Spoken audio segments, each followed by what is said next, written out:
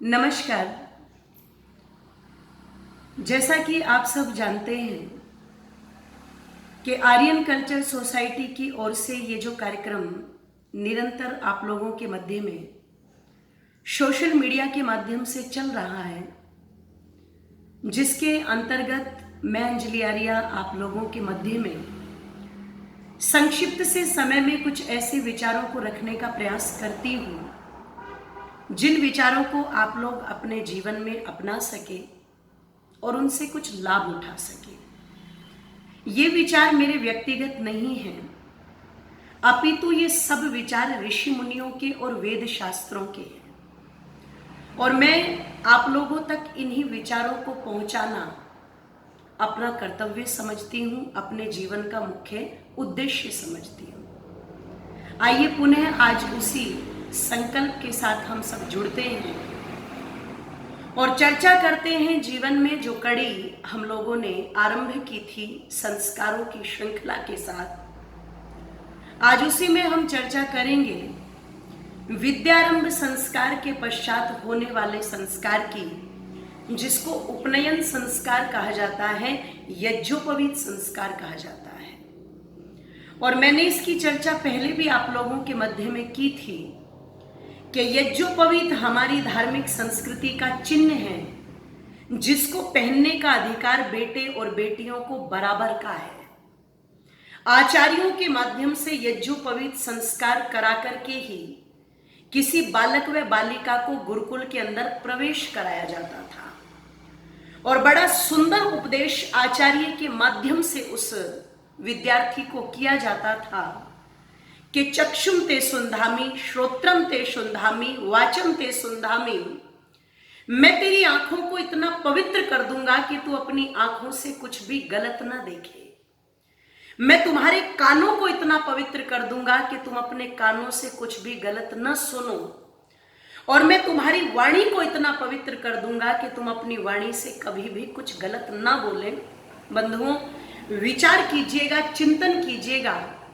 जब एक आचार्य किसी बालक को ये उपदेश करता था और आचार्य कहते उसको थे जो आचरण को बनाने का कार्य करता था, इसीलिए कहा जाता था एक गुरु के माध्यम से मेरी बुराइयों को नहीं, मेरी अच्छाइयों को देखना और उन्हें अपने जीवन में धारण करना।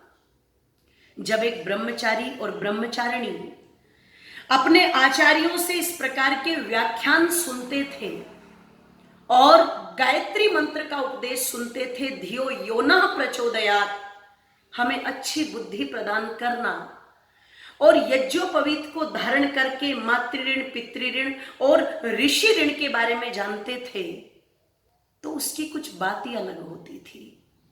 इसलिए गुरुकुल का ब्रह्मचारी भले ही भिक्षा मांग करके अपना भरण पोषण कर ले, पर वो कभी चोर, उचक्का, देशद्रोही, अनाचारी, अत्याचारी, व्यभिचारी नहीं बनता था। ध्यान रखिएगा। आज की जो मॉडर्न हमारी एजुकेशन है वर्तमान समय की, मैं उसकी विरोधी तो नहीं हूं। मैं खुद उस शिक्षा को पढ़ चुकी हूं, मैं खुद उस परिवेश में रह चुकी हूं, इसलिए मैं अच्छी तरह से जानती हूं कि वहां पर डॉक्टर बनाने की शिक्षा तो दी जाती है, इंजीनियर बनाने की विद्या तो अच्छी तरह से दी जाती है, आईपीएस पीसीएस की डिग्री को हम लोग ले ले, ये एजुकेशन तो भरपूर मात्रा में आज के स्कूल कॉलेज खूब दे रहे हैं।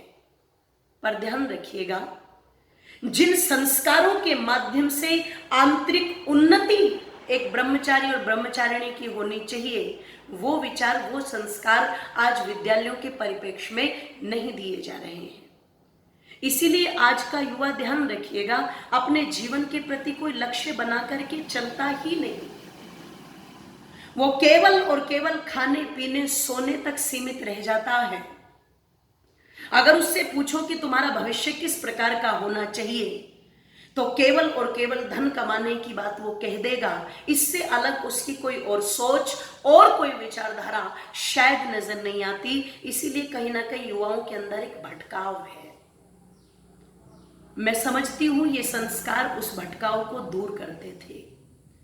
इसलिए यज्ञोपवीत पहना करके, पवित्र सूत्र पहना करके ही बच्चों को गुरुकुल में प्रवेश कराया जाता था और उपनयन संस्कार के पश्चात जो संस्कार होता था उसको कहते थे वेदारंभ संस्कार, माने के परमात्मा की पवित्र पावन वाणी वेद को पढ़ाया जाता था, क्योंकि वेद अखिलो धर्म मूलम, वेद ही तो धर्म का मूल है। और जब तक व्यक्ति धर्म के मूल को जानने के लिए धर्म ग्रंथ को पढ़ेगा नहीं तो धर्म को जानेगा कैसे। ये वेदारंभ संस्कार था। इसके पश्चात केशांत संस्कार किया जाता था। केशांत संस्कार जिसमें ध्यान रखना केश उतरवाए जाते थे और ये ब्रह्मचारियों के ही उतरवाए जाते थे। तो इस प्रकार की श्रृंखला ये जुड़ती चली जाती थी। ध्यान रखिएगा, विद्या के उस परिप्रेक्ष्य में एक ब्रह्मचारी रहता था और वह केवल और केवल ब्रह्मचारी शब्द का अर्थ ही है जो ब्रह्म में विचरण करे, अर्थात परमात्मा में विचरण करे, उसके ज्ञान में विचरण करे, उसके ध्यान में विचरण करे। वो पवित्र ब्रह्मचारी और ब्रह्मचारिणी जब उस गुरुकुल के परिप्रेक्ष्य से बनकर के निकलता था तो वो निश्चित राष्ट्र का आधार बनता था। ध्यान रखना, आवश्यकता आज भी उसी प्रकार के निर्माण की है। आज भी वो देशभक्त चाहिए, आज भी वो धर्म भक्त चाहिए, आज भी वो वेद भक्त चाहिए, आज भी वो गौ भक्त चाहिए। आवश्यकता है। उस आवश्यकता की पूर्ति यदि हम करना चाहते हैं तो संस्कारों की इस पवित्र पावन श्रृंखला के साथ में हमें जुड़ना पड़ेगा और ये कहना पड़ेगा कि भगवान आर्यों को ऐसी लगन लगा दे, वैदिक धर्म की खातिर मिटना इन्हें सिखा दे, मिटना इन्हें सिखा दे। बहुत बहुत धन्यवाद।